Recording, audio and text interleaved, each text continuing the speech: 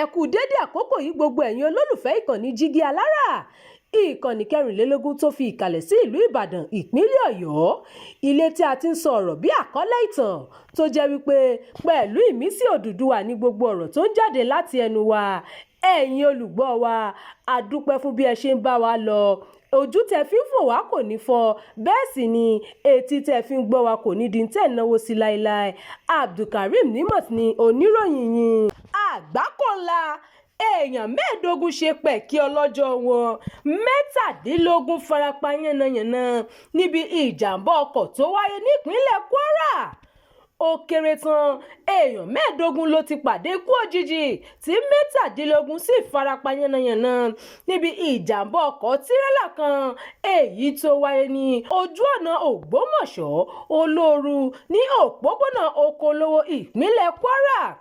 Ìṣẹ̀lẹ̀ burúkú náà wáyé ní òru ọjọ́ Ajé ní dédé aago 2:00 lẹ́nu ìṣẹ́jú 2:32 AM ní ẹ̀gbẹ́ ilé ìgbókùpamọ́sí ní Okolówó. Tírélà tó ṣe ìkọlù jàǹbá náà ní DAFXF tí ó ní nọ́mbà ìdánimọ̀ GWL 274XC tí orúkọ awakọ̀ tó wakọ̀ náà sì ń jẹ́ Nasiru Muhammad.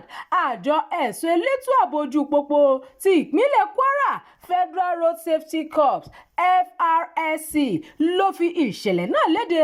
Wọ́n ti kó àwọn tó farapa náà lọ sí ilé ìwòsàn Arewa Medical Center tí wọ́n sì kó òkú àwọn tó kú náà fún àwọn mọ̀lẹ́bí wọn. Ìròyìn àjọ fún ti àkókò ikọ̀ ní jùbà ìlọ. Ẹ má gbàgbé láti tẹ̀lé ìkànnì yìí, ẹ máa bá wa pín ká kí ẹ sì fi èròǹgbà yín sí abala àríwísí. Jígí Alára. Bàbá ló gudu. Èmi ní kí n wá ṣàlàyé fún yín pé àwa ti ń lọ ni. Èmi àti ìyàwó mi a ti ń lọ. Òun ni wá ṣàlàyé fún yín. Ó ti jáde bàtà bàbá mi ni. Bàtà bàbá mi. A retí láti ìjọ ẹ̀. Ṣé ti pín ogún bàbá yín? Ọ̀rọ̀ pé wọ́n pín ogún bàbá mi kọ́ àní bàtà bàbá mi tó fẹ́ ṣò ní Jígí Alára TV. Ó ti jáde sórí YouTube. Ó ní lọ sọ. Ṣé ní pọ́ńsẹ̀ tó kọ́ ẹ tó kọ́ wa láyé?